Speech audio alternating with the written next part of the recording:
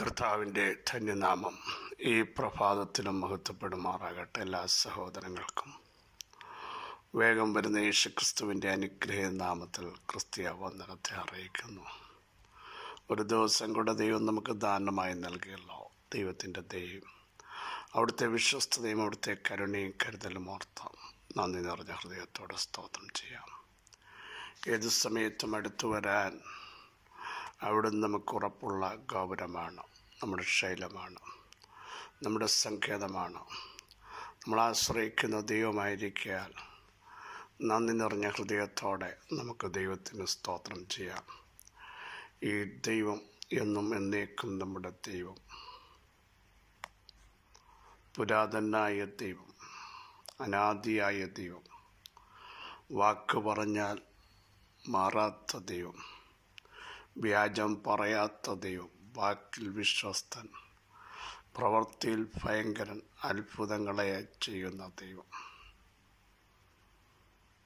എത്ര മഹാനായൊരു ദൈവത്തെയാണ് നമ്മൾ സേവിക്കാൻ ഇറങ്ങിയത്. നമുക്ക് കിട്ടിയ അവസരമോർത്ത് ദൈവത്തിന് നന്ദി പറയാം. ദോഷികളും പാപികളുമായ നമ്മെ യേശുക്രിസ്തുവിൻ്റെ പുണ്യാഹനിണത്താൽ മക്കളും അവകാശികളുമാക്കി തീർത്ത മഹാദയയ്ക്കും കരുണയ്ക്കുമായി നന്ദി നിറഞ്ഞ ഹൃദയത്തോടെ ദൈവത്തിന് സ്തോത്രം ചെയ്യാം. ഓരോ നിമിഷവും ദൈവത്തിൻ്റെ ദാനമാണ്. നടത്തിയ വിധങ്ങളെ നമുക്കൊന്ന് തിരിഞ്ഞു നോക്കിയിട്ട് ദൈവത്തിന് നന്ദി പറയാൻ തയ്യാറാകാമോ? നന്മയല്ലാതെ അവിടുന്ന് ഒന്നും ചെയ്തിട്ടില്ല പ്രിയരെ. പലതും നമുക്ക് ദോഷമെന്ന് ചിന്തിച്ചാലും അതിനെയെല്ലാം ദൈവം നന്മയാക്കി മാറ്റിയില്ലേ. അവിടുത്തെ മഹാകരുണയും കരുതലും ഓർത്ത് എത്രത്തോളം നമ്മൾ ദൈവത്തെ സ്തുതിക്കും, ദൈവത്തിന് നന്ദി പറയാതിരിക്കും. കുഷ്ഠരോഗികൾ 10 പേരെ യേശു സൗഖ്യമാക്കി. ഒരുവൻ മാത്രം തിരിച്ചു വന്ന് യേശു ചോദിക്കുക, ബാക്കി 9 പേർ എവിടെ? പ്രിയ സഹോദരങ്ങളെ, അനേക വിഷയങ്ങൾക്ക് ദൈവം നമുക്ക് വിടുതലും സൗഖ്യവും ഉദ്ധാരണം നൽകുമ്പോൾ ദൈവത്തിന് നന്ദി പറയാനും ദൈവത്തെ ആരാധിക്കാനും ദൈവത്തിൻ്റെ മുമ്പ് മുട്ടുമടക്കാനും നാം തയ്യാറായിട്ടുണ്ടോ? നന്ദി നിറഞ്ഞൊരു ഹൃദയ ദിവസങ്ങൾ നമുക്കുണ്ടാകട്ടെ. വാക്ക് പറഞ്ഞ ദൈവം ആവർത്തിച്ച് പറയുന്ന വിശ്വസ്തനാണ്. പലരും മാറിയപ്പോഴും മറന്നപ്പോഴും മാറ്റമില്ലാത്ത സ്നേഹിതനായി മനുവലായി അവിടെ നമ്മുടെ കൂടെ ഉണ്ടായിരുന്നു.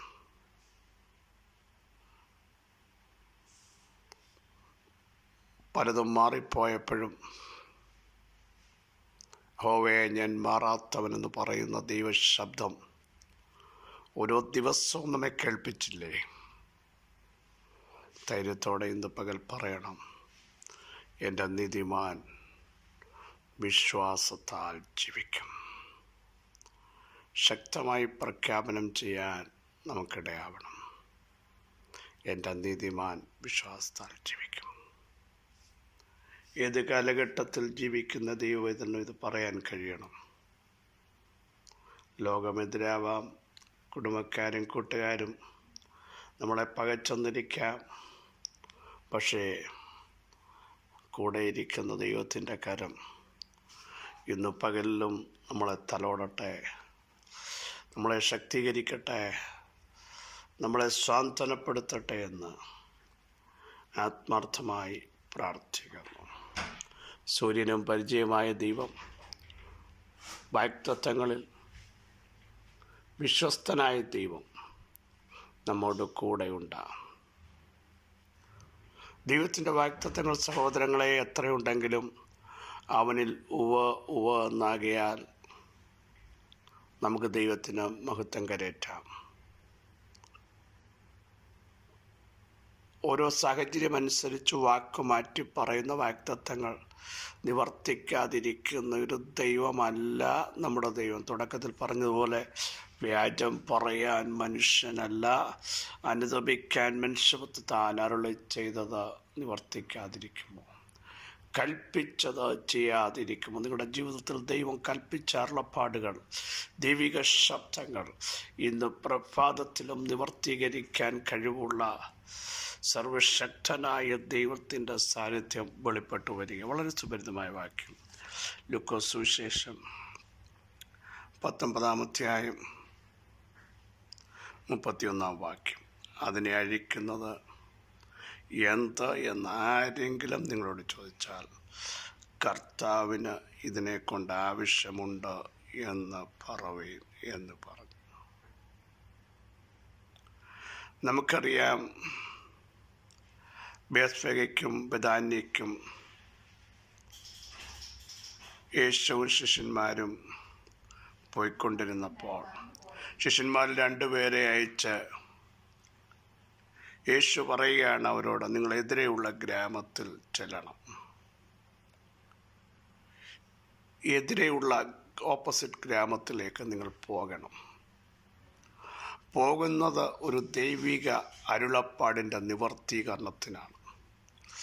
പ്രിയ സഹോദരങ്ങളെ, ദൈവം കൽപ്പിച്ചാൽ, ദൈവം പറഞ്ഞാൽ പോകാൻ എൻ്റെ ജനം തയ്യാറാവണം. വർഷങ്ങളായി പറയുന്ന ചില വാഗ്ദത്തങ്ങളുടെ നിവർത്തീകരണത്തിനു വേണ്ടി മൂവ് ചെയ്യാൻ പറഞ്ഞാൽ സാഹചര്യം നോക്കരുത്. അവിടെ പ്രതികൂലങ്ങളുണ്ടാവാം, ചോദ്യങ്ങൾ വരും, തർക്കങ്ങളുണ്ടാവാൻ സാധ്യതയുണ്ട്. ഇതൊന്നും വകവെക്കാതെ കർത്താവിൻ്റെ വാക്കിന് വില കൊടുക്കാൻ തയ്യാറായാൽ വാഗ്ദത്തം ഈ ദിവസങ്ങളിൽ നിങ്ങൾ കാണാൻ പോകുകയാണ്. ഇവിടെ നോക്കൂ, ഒരു കഴുതയും അതിൻ്റെ കുഞ്ഞും കെട്ടപ്പെട്ട് കിടക്കുന്നു. നാളുകളായി കെട്ടപ്പെട്ടെങ്കിലും ഒരു പ്രവചന ശബ്ദം ഇതിൻ്റെ മേലുണ്ട്. പ്രിയ സഹോദരങ്ങളെ, നമ്മുടെ മേലുള്ള ചില ദൈവശബ്ദങ്ങൾ ഒരു കാലഘട്ടത്തിൽ നിവർത്തീകരിക്കപ്പെട്ടില്ല. ഒരു കാലഘട്ടത്തിൽ കെട്ടപ്പെട്ടതുപോലെയായി.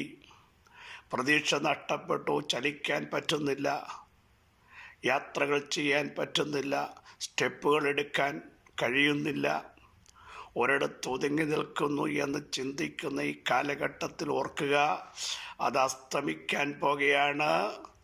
കർത്താവിന് ആവശ്യമുള്ള നിന്നെ അഴിച്ചു കൊണ്ടുവരാൻ പരിശുദ്ധാത്മാവ് ഇന്നു പകൽ ആഗ്രഹിക്കുക. പരിശുദ്ധാത്മാവ് ഒന്ന് അഴിച്ചാൽ, പരിശുദ്ധാത്മാവ് അഴിച്ചു വിട്ടാൽ നിന്റെ മേലുള്ള വാഗ്ദത്തങ്ങളെ തടഞ്ഞു നിർത്താൻ ലോകത്തിലെ ഏതൊക്കെ ശക്തികൾ ഒരുമിച്ച് കൂടി വിട്ടു തരത്തില്ലെന്ന് പറഞ്ഞാലും ആരും ഭയപ്പെടേണ്ട. ഗുരുവിന് ആവശ്യമുള്ളതിനെ, വാഗ്ദത്തമുള്ളതിനെ, ദൂത് നിവർത്തീകരിക്കപ്പെടേണ്ടതിനെ കർത്താവ് ഈ ദിവസങ്ങൾ പുറത്തു കൊണ്ടുവരാൻ പോകുക. നീ ചിന്തിച്ചു, ആരും കാണുന്നില്ല, എത്ര നാളായി ഞാനിങ്ങനെ ഒറ്റപ്പെട്ട് നിൽക്കുന്നു, ഒതുങ്ങി നിൽക്കുന്നു, ഒരു സൈഡിൽ മാറി നിൽക്കുന്നത് പോലെ എനിക്ക് നിൽക്കേണ്ടി വരുന്നു. ഇതിനൊരു എൻഡുണ്ടാകുമോ? നാളുകളായി സഹിച്ചു, ഈ അവസ്ഥയ്ക്കൊരു ചേഞ്ച് വരുമോ? പരിശുദ്ധാത്മാവ് പറയുന്നില്ല, നിങ്ങളുടെ മേലുള്ള ദൈവശബ്ദം നിവർത്തീകരിക്കാം. നീ കെട്ടപ്പെട്ടതല്ല, നിന്നിലൂടെ വെളിപ്പെടേണ്ട ദൈവത്തിൻ്റെ പ്രവൃത്തി, നിന്നെ ഉപയോഗിക്കേണ്ട ദൈവത്തിൻ്റെ മഹത്വം, നിൻ്റെ മേൽ കയറേണ്ട ദൈവ മഹത്വം, അത് വെളിപ്പെടാൻ സമയമായെങ്കിൽ ഇനി നീ ഒരു സ്റ്റെപ്പ് പോലും നിൽക്കുന്നിടത്ത് നിൽക്കത്തില്ല. അവിടെ നിന്ന് നിന്നെ ദൈവം പുറത്തു കൊണ്ടുവരാൻ പോകുന്നു. പ്രിയ സഹോദര സഹോദരി, കുഞ്ഞെ, മാതാവേ, വിശ്വസിക്ക്. ഇനിയും നീ അവിടെ നിൽക്കില്ല.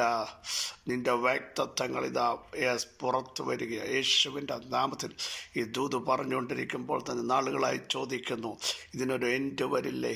മറ്റു പലരും മൂവ് ചെയ്യുന്നുണ്ട്, മറ്റു പലരും യാത്ര ചെയ്തിട്ട് തിരിച്ചു വന്നിട്ടുണ്ട്, മറ്റു പലരും നടന്നു പോയിട്ടുണ്ട്. പക്ഷേ ഞങ്ങൾക്ക് മാത്രം ഒരു ഉന്നമനമില്ലേ? എന്ത് എന്ന് ചോദ്യമില്ല. നിങ്ങളെ കാണാത്ത ഒരു ദൈവമല്ല, നിങ്ങളെ അറിയാത്ത ദൈവമല്ല, മനസ്സിലാക്കാത്ത ദൈവമല്ല. നിങ്ങളുടെ മേൽ കേട്ട ദൈവശബ്ദം അത് നിവർത്തീകരിക്കണമെങ്കിൽ ഒരു കാലഘട്ടം അങ്ങനെ പോയേ മതിയാവൂ ജോസഫേ.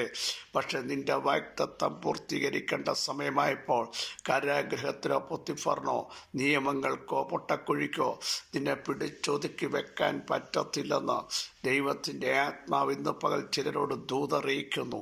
യേശുവിൻ്റെ നാമത്തിൽ ഗുരുവിന് ആവശ്യമുള്ള ചിലത് ഇന്ന് പകൽ പുറത്തു വരട്ടെ. യേശുവിൻ്റെ നാമത്തിൽ ഈ വചനത്തിൻ്റെ ശക്തി അവിടെ അയക്കപ്പെടുന്നു. ഹല്ലേലൂയ. ഇനിയും അതവിടെ നിൽക്കുകയില്ല. ഇനിയും അങ്ങനെ സംവത്സരം കഴിയാൻ അനുവദിക്കുകയില്ല. ഇതാ കർത്താവ് പുറത്തു കൊണ്ടുവരുന്നു. യേശുവിൻ്റെ നാമത്തിൽ സർവശക്തിയുള്ള ദൈവമേ, സ്വർഗസ്ഥ പിതാവേ, ചിലത് ജീവിതത്തിൽ ഞങ്ങൾ ഫേസ് ചെയ്യുന്നത് അങ്ങറിയാതല്ല.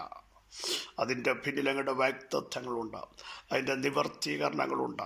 അത് സംഭവിക്കുമ്പോൾ അഴിച്ചുവിടാൻ അധികാരമുള്ളവൻ ഞങ്ങളെ അഴിച്ചുവിടും.